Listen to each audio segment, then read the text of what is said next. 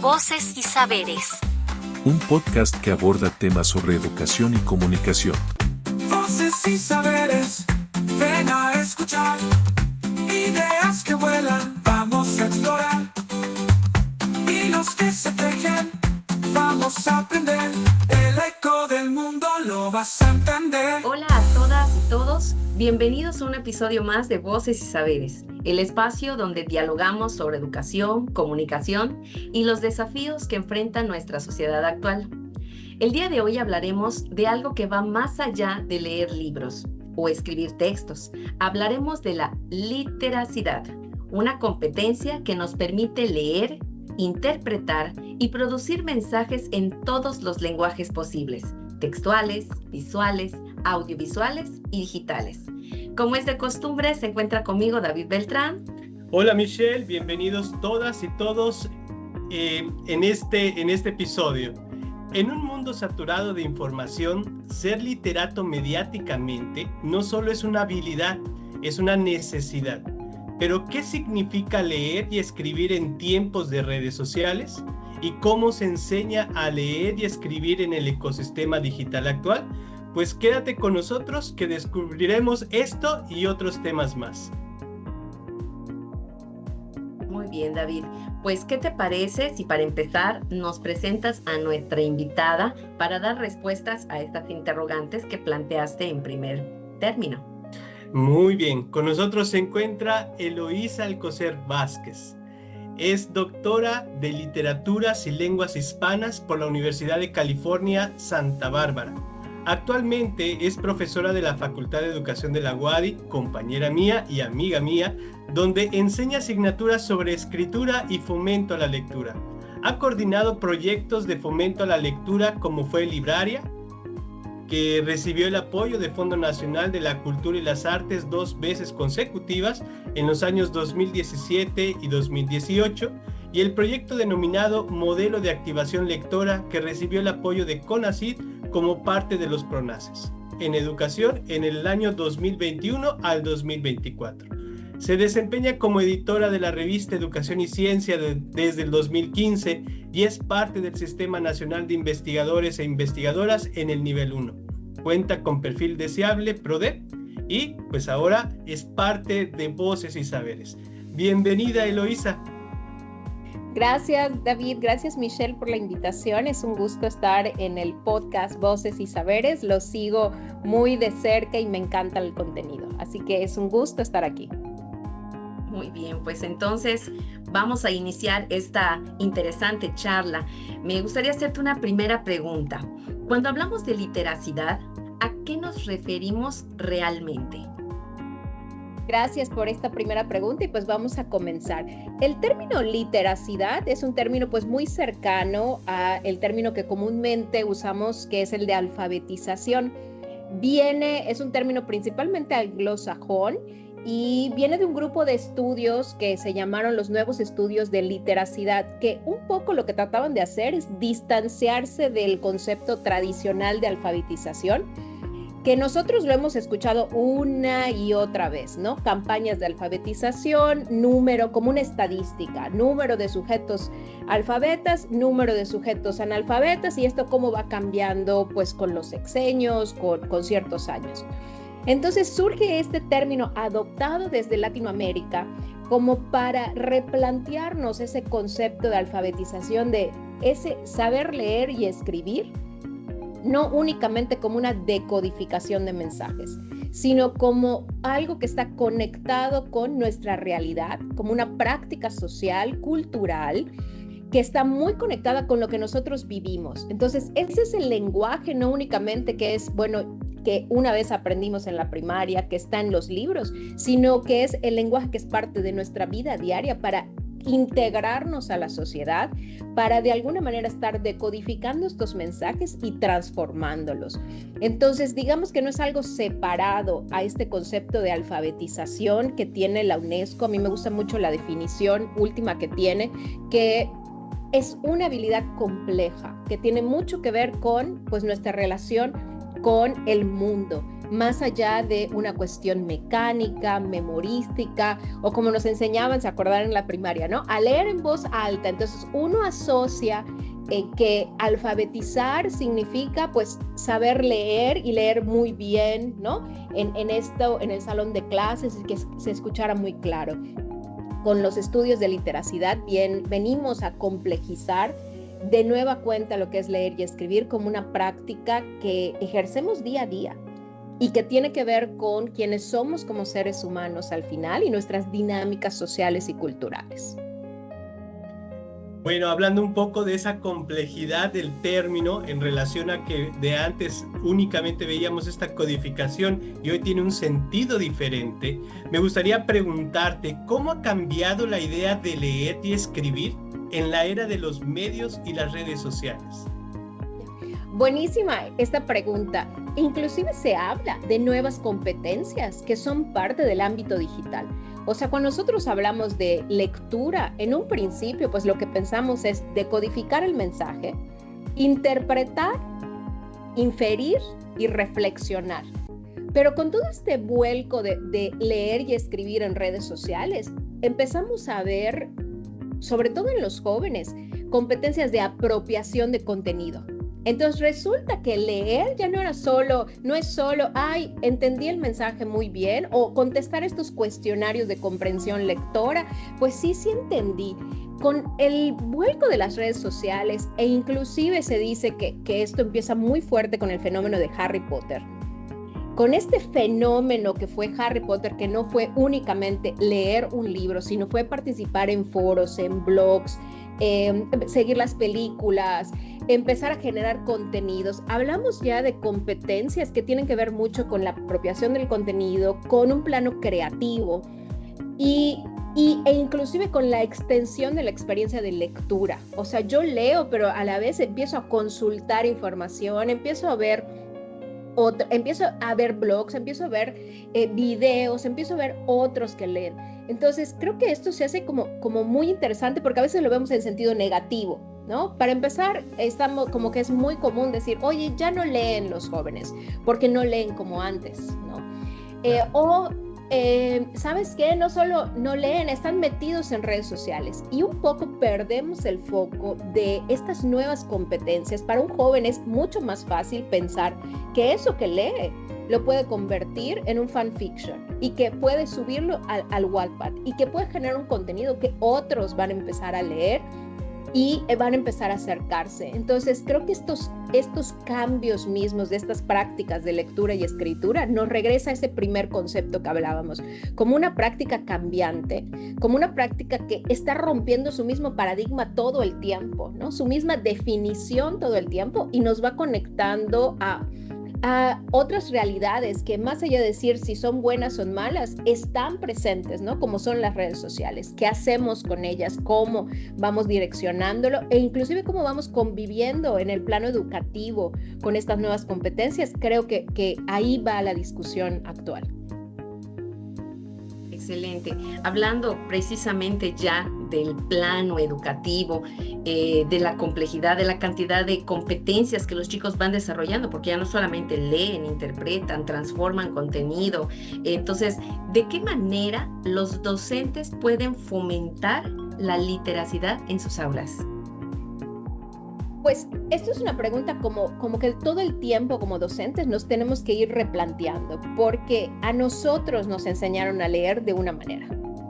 Y eso no quiere decir que esa es la forma que los jóvenes que están en nuestra aula, los niños que están en nuestra aula, sea la más pertinente para estas generaciones. Entonces, lo primero como docente, uno tiene que cuestionarse inclusive los géneros, cuestionarse el canon de autores que defiende, ¿no? Porque eso es lo primero, pasar a un plano de, como docente, a observar cómo se desarrolla esta práctica.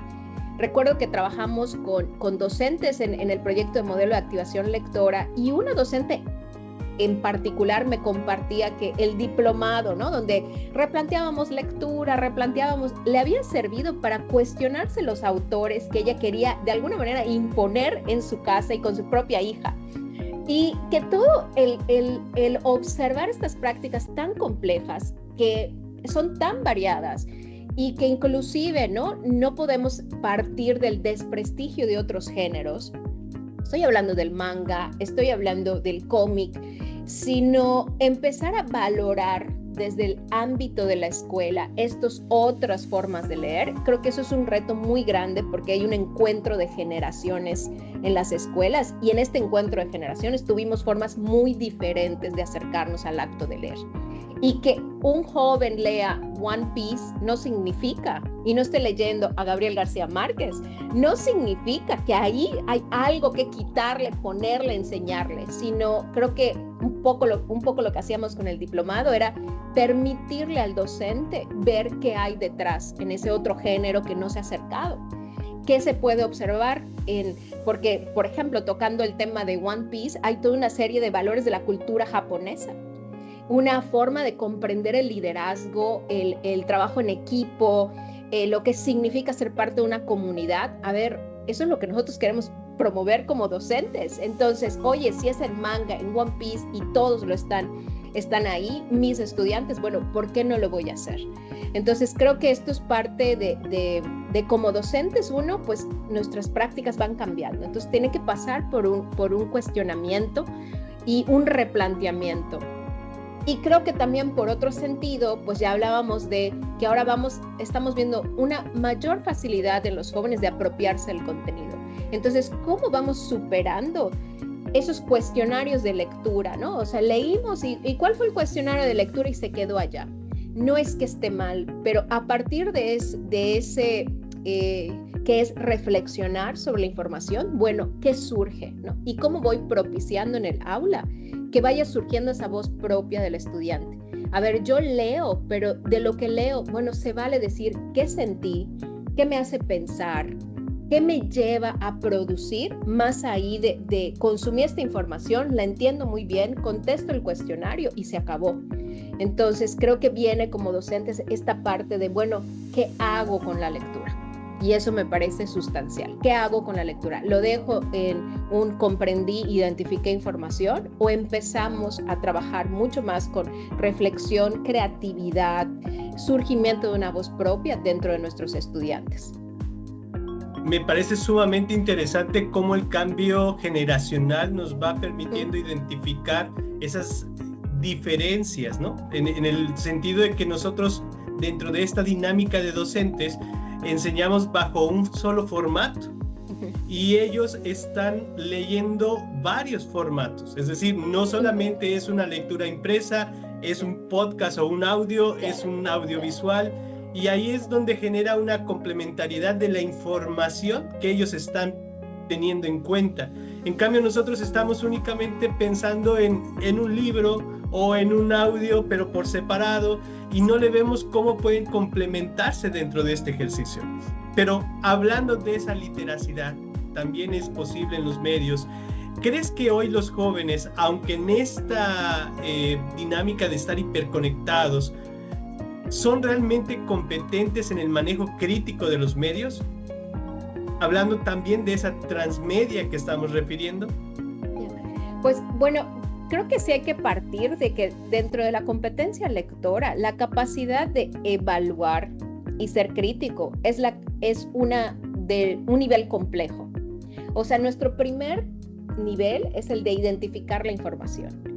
O sea, identifico, no sé, quién emitió el mensaje, la fecha, ¿no? Después de eso empiezo a hacer inferencias. Ya estamos hablando de un nivel más complejo. A ver, ¿esto qué significa? ¿Cómo lo voy interpretando?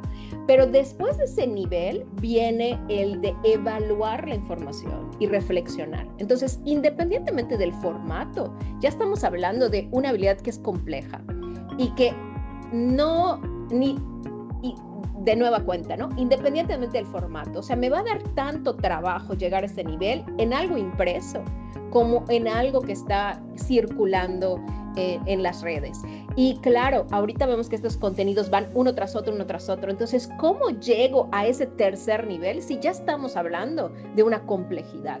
Entonces, creo que en este sentido, cuando nosotros hablamos de pensamiento crítico, esto no cambia con las redes sociales. O sea, nos cuesta tanto trabajo en el aula a través de un medio impreso como nos va a costar a través de manera digital. Entonces, creo que sí tenemos que ser conscientes de esta capacidad crítica. Es algo a lo que nosotros, pues obviamente, buscamos llegar como docentes y como lectores, pero no se da en el primer nivel y de manera inmediata. O sea, es algo que debemos ir trabajando, devolviendo esta capacidad de, cuestionar.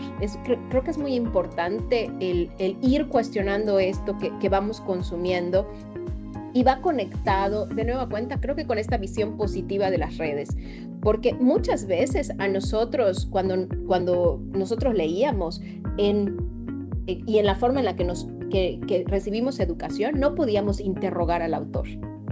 Era como el autor, ¿no? O sea, tú leías y decías, no, pues si lo dijo fulanito, sotanito, y no se interrogaba.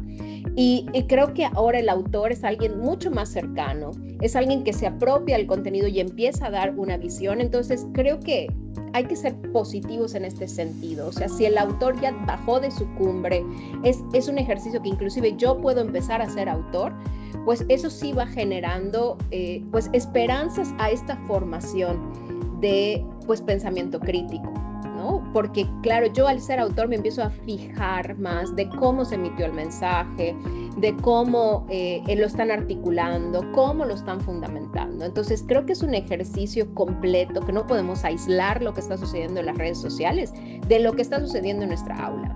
Nos cuesta trabajo llegar a esa competencia, necesitamos estrategias didácticas para avanzar a ese nivel, y que una vez que estamos en ese nivel es ponerlo en práctica, no solo en el aula, sino también en lo que está sucediendo, que son las redes sociales y todo lo que consumen nuestros estudiantes.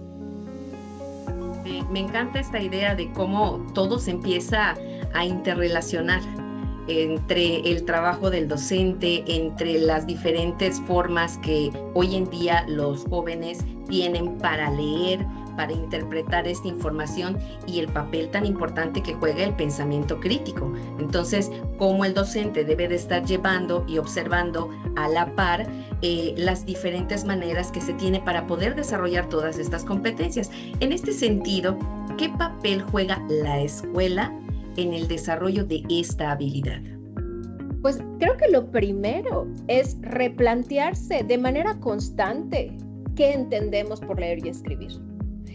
Creo que eso es como nuestro punto de partida. En este ejercicio que tenía con el diplomado, con docentes de media superior, les preguntaba qué es alfabetización y saber leer y escribir.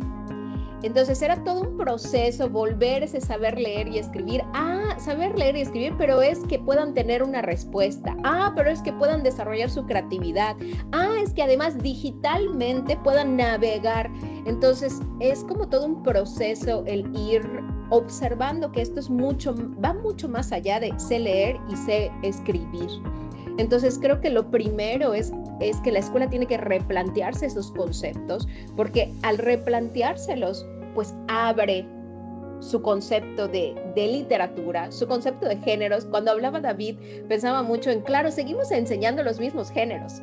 O sea, si nos vamos a los contenidos de media superior, pues vuelve a aparecer, ¿no? Poema, teatro, novela, cuento, como si no existiera nada más.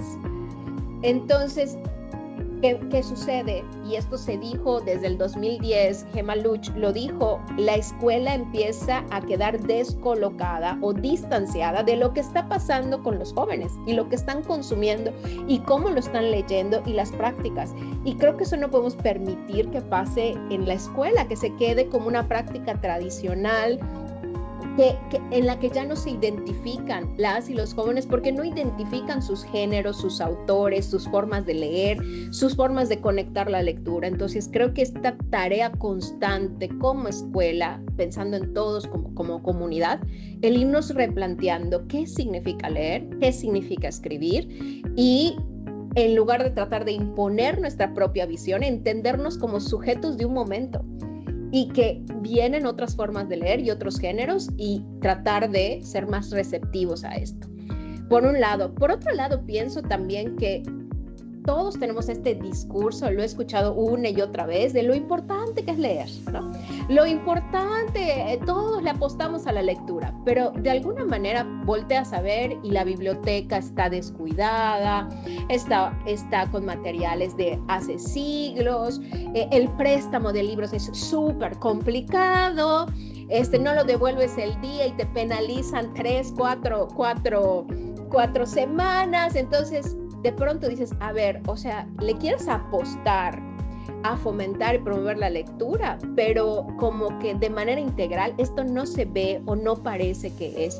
Entonces, qué importante es el entender que la lectura está en el mismo espacio, en las mismas facilidades que doy, en los mismos, de alguna manera, espacios que voy promoviendo y construyendo en mi escuela para esta práctica. Entonces creo que también eso se me hace como muy importante, ¿no? Por un lado, repensar nuestros conceptos y por otro lado, es saber que esto es de manera integral, que es también en mi espacio de lectura, en los espacios que yo voy abriendo para esta práctica, en los concursos, en momentos de compartir, celebraciones, veladas literarias que voy promoviendo y no simplemente en el discurso, porque el discurso, sobre todo en este tema, todos sabemos que es importante. O sea, a quien tú le preguntes te va a decir, no, es lo más importante y ya no leen. Y dices, a ver, o sea, hoy se está leyendo muchísimo más por todas las facilidades que hay. O sea, antes el libro era irlo a comprar en impreso, o sea, hoy se está leyendo. Entonces, tenemos que ir más allá de ese discurso y empezar a observar dónde en realidad nosotros le estamos apostando a leer y a escribir. Claro, tiene por un lado el resignificar qué entendemos por lectura, pero también el revalorar la lectura. Es decir, no es minimizar los tipos de género o la literatura como tal, es darle el valor que tiene en función de los tiempos y contextos en los que estamos viviendo quienes leemos algo, ¿no? Pero también es, por otro lado, el resignificar lo que implica la literatura. Tú comentabas un poco el ejercicio del aspecto cognitivo, es decir, el pensamiento crítico lo vemos como un ejercicio de entender la intencionalidad del autor, entre otras cosas, pero va más allá porque estamos refiriendo a qué te lleva, qué emoción te provoca, qué ideas está generando en ti, inclusive cambios que uno puede tener, ¿no? Se habla de la lectura como un ejercicio de no solamente autorreflexivo, sino también de empoderamiento, ¿no? Y cómo esto genera una disposición como tal. Ante esto, pues realmente la charla, pues vamos avanzando y el podcast se va, en función de tiempo, se va reduciendo. Pero me ha parecido sumamente interesante dentro de esta misma práctica porque nos ayuda a ir dando pauta a lo que está implicando el día de hoy, o lo que implica actualmente estar siendo consciente de lo que significa leer. Y no solamente el leer en formato, en un texto, en un audio, en una imagen, sino también me hace referencia un poco a lo que refería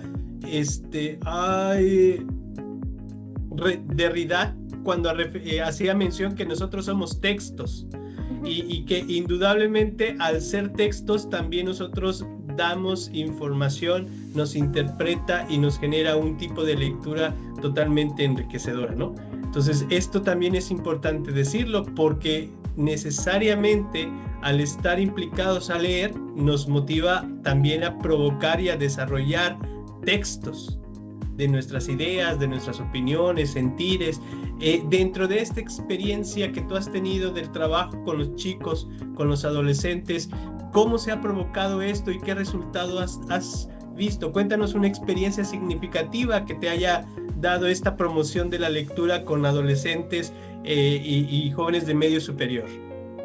Pues en primer lugar, David siempre y Michelle siempre me preguntaban, así como que en entrevistas, ¿verdad que los jóvenes no leen? Y era como para sacar esta nota, ¿no? Investigadora de la UADY dice que los jóvenes no leen o que les falta leer.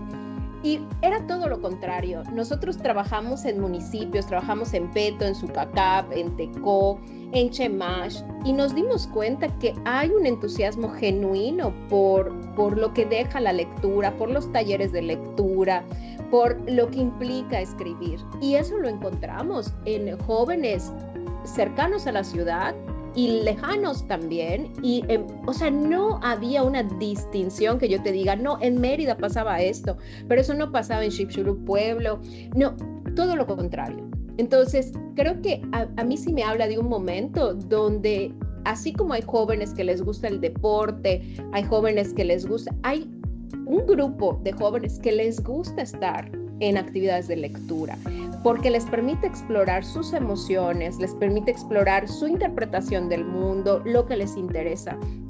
Y tengo como anécdotas de el concurso de cuento que hacíamos, Déjate Cuento.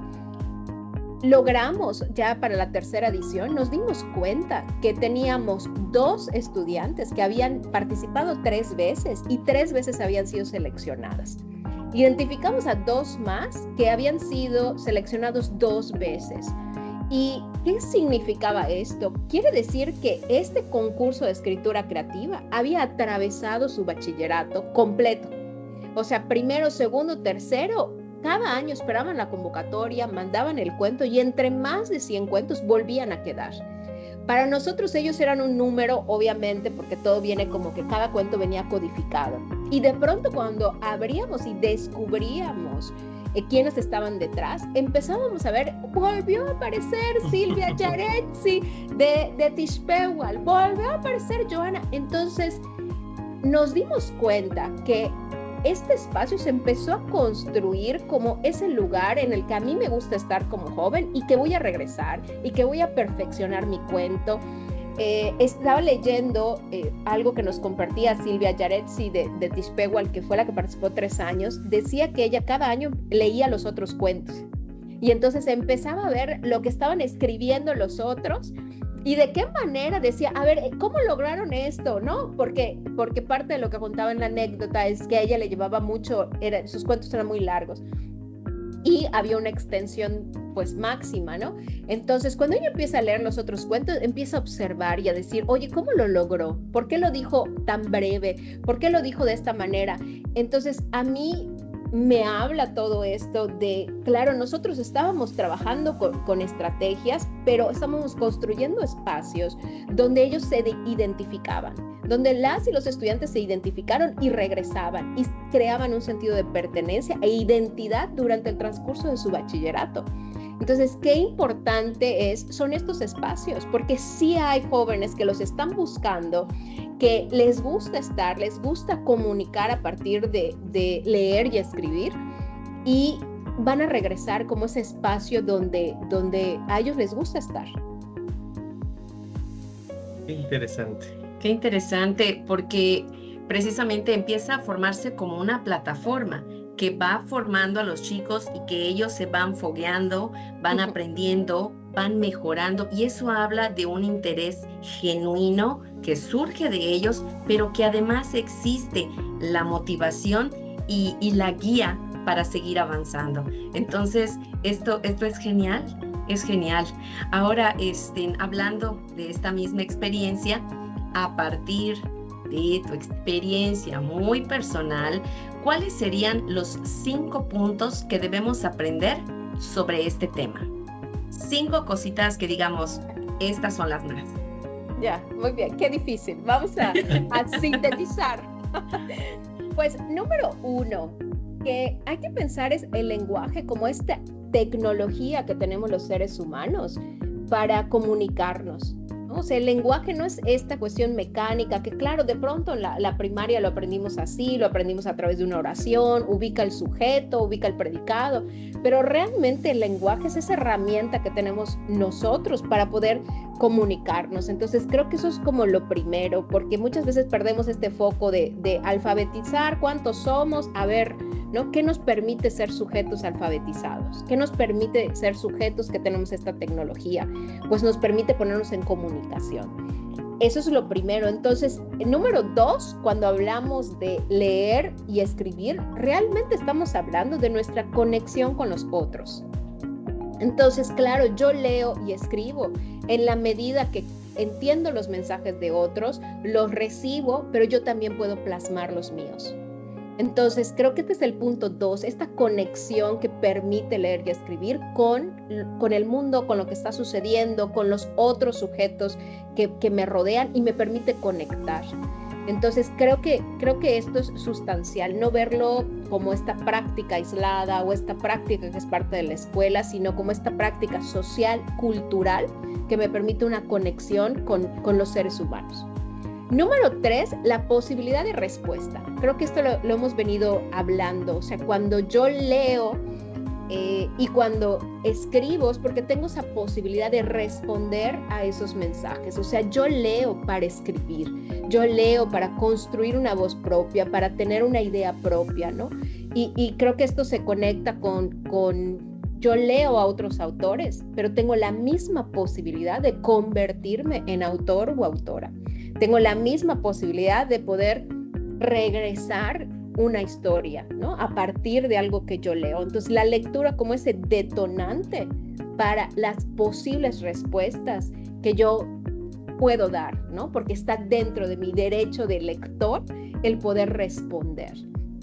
Número 4, sí quiero pensar como docente. Ahora bien, como docente, ¿cómo construyo esa voz propia? O sea, creo que eso es como muy, muy importante. O sea, cómo el docente transita de prácticas tradicionales en el aula y va conduciendo a que ese estudiante, ¿no? A explorar qué siente, qué piensa, qué puede decir a partir de eso que lee y cómo se ha transformado el sujeto. Entonces, creo que ahí un punto clave es como docentes replantearnos el objetivo de leer y escribir. El objetivo de leer y escribir no es únicamente comprender ese mensaje, sino es esta posibilidad de respuesta, de voz propia. Entonces, ¿cómo como docente hago que surja esta voz? Y número 5, pues aquí retomo como ya de cierre a Paulo Freire, pero creo que es un poco lo que también había dicho David con el leernos entre que todos somos un texto. Paulo Freire decía leer y escribir para leer y escribir el mundo. Entonces, esto está conectado con el mundo y con una transformación social. O sea, yo me apropio del lenguaje en esta búsqueda, ¿no? De una justicia social, de una responsabilidad social, porque estoy en esta conexión con el mundo. O sea, yo no leo y escribo como en este concepto romántico, ¿no? Aislado, inspirado, no, porque hay una conexión con el mundo. O sea, leo y escribo para entender el mundo y para la búsqueda de la transformación del mismo. Es muy significativo el poder estar refiriendo, estos puntos de alguna manera nos llevarían tal vez cinco episodios más, porque dan mucha pauta para poder seguir reflexionando. Y es sumamente interesante cómo cada uno de estos abona, porque hay una intencionalidad dentro del ejercicio. Y la lectura, de alguna forma, de todos los formatos, de todos los contextos, inclusive de nosotros, aborda ese punto que es la intencionalidad. Siempre tenemos una intención para poder comunicar. Aún en el silencio existe ese ejercicio. Y eso es lo interesante. No es un ejercicio pasivo, no es reactivo, sino que es consciente y provocador. Pero que necesitamos hacerlo consciente entre quienes estamos comunicándonos. Bajo este mismo ejercicio, para poder cerrar, Elo, algo que digas, esto no quiero que se termine el programa sin antes mencionarlo. A manera de cierre, ¿qué nos puedes decir? Pues sí quiero decir que estamos juntos en esto, que promover, fomentar la lectura, reinterpretarla, no puede ser un acto aislado. Tiene que ser un acto donde somos muchos los frentes. Hablo desde la política pública, ¿no? En todo este tema de bibliotecas, de fortalecimiento de bibliotecarios, pero hablo también desde directivos, docentes, los mismos estudiantes, los padres de familia. O sea, al ser una práctica social y cultural, no es una práctica de unos cuantos tratando de resolver el mundo, es nuestra práctica diaria, nos leemos. nos leemos todo el tiempo. Leemos las imágenes, leemos los mensajes, leemos las portadas. Entonces es una práctica que al final es una cuestión muy humana. Nos hace ser humanos tener esta capacidad de leernos. Entonces, que estamos juntos en esta promoción, fomento de la lectura y sobre todo juntos para ir avanzando en esta complejidad de lo que significa leer y escribir. Me encanta esto último que acabas de decir y creo que de la charla me llevo eso, que la literacidad es un acto muy humano. Me encanta y te agradecemos muchísimo el que hayas compartido con nosotros esta experiencia, tus saberes y pues bueno, vamos cerrando el día de hoy. Muchísimas gracias. Como bien han escuchado, nuestra charla de hoy súper interesante y como bien nos señala Eloísa, hoy leer significa también entender imágenes, audios, videos y algoritmos. La literacidad no es solo una competencia técnica, sino una forma de vivir una ciudadanía digital, crítica y creativa. Y como toda competencia, genera una disposición de conocimiento, habilidad y actitud. Por eso hay que acrecentar cada una de ellas para poder tener la literacidad con mayor habilidad y confianza. Agradecemos a ustedes por permitirnos compartir estas voces y experiencias. No se les olvide seguirnos en Spotify, Facebook y YouTube. Te invitamos a compartir este episodio con quienes tú consideres que les gustaría entender y provocar la lectura, pero además aquellos que les interesa entender un poco mejor el mundo digital. Recuerden que educar es comunicar y comunicar es educar. Sigamos aprendiendo juntos. Hasta la próxima. Hasta la próxima.